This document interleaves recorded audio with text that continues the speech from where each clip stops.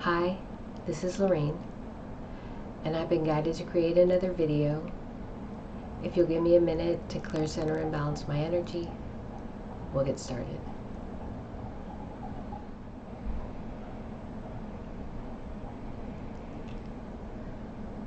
I got a very strong message this week about the importance of forgetting. And I've talked a lot about the clairs being the language of the universe. It's the way the divine has spoke to us, or to me, through claircognizance, clairvoyance, clairaudience, and many other clairs. But what came in this week is that the divine speaks to us through every action, every experience that we're having. And with every experience that we have, there is a multitude of perceptions of that experience. Meaning, the person who had that experience and everybody who observed that experience has a point of view or a perspective on what happened and what that meant. And that is the true value of our existence and our experiences. And so this message just came in this week. This is the first time I've actually had this come in, and it sat so profoundly with me. I felt it was so important to share this.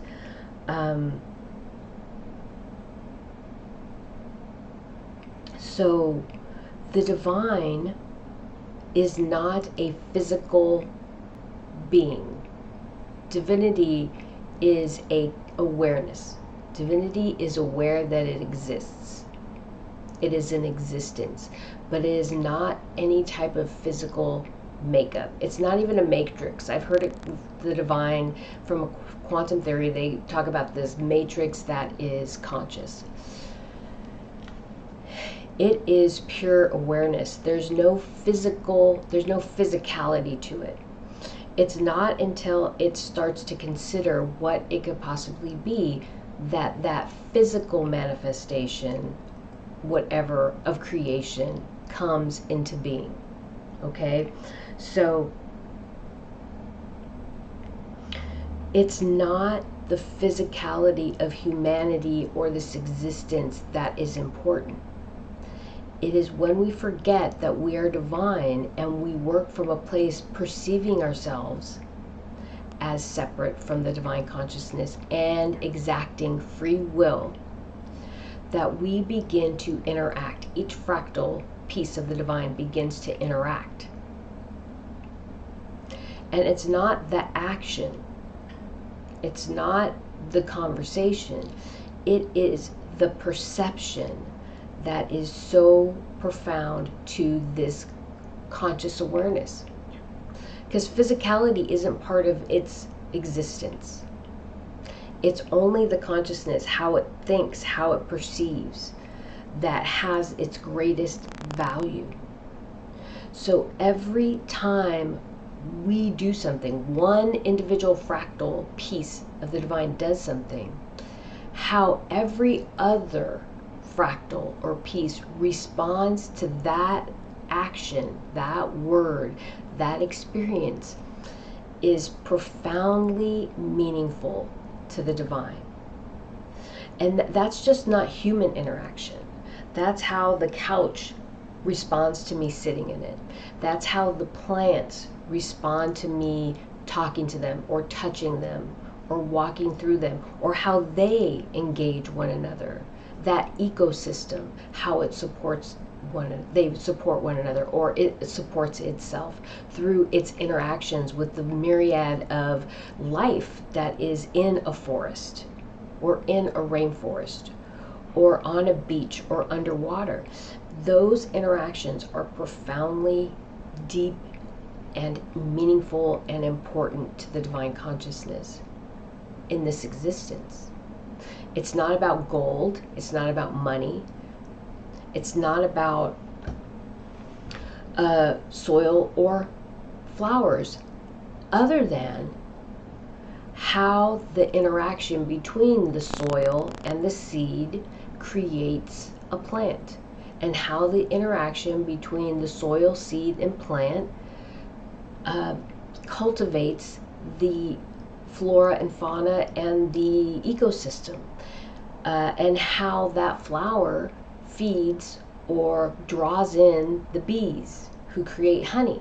Okay, this is not about our houses, money, trees, or the ground. It's about how all these things coexist and create perception and create growth.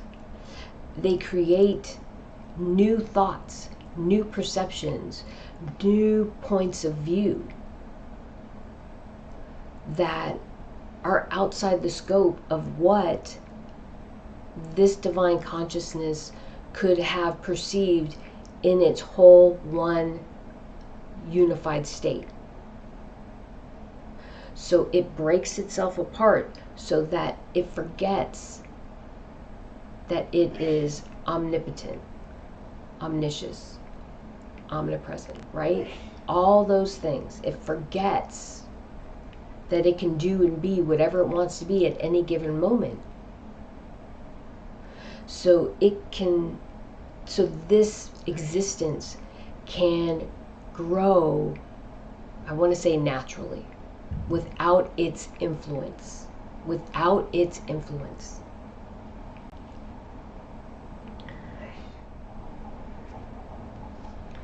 These things, these experiences can only be manifested, created, come into existence from a place of forgetting.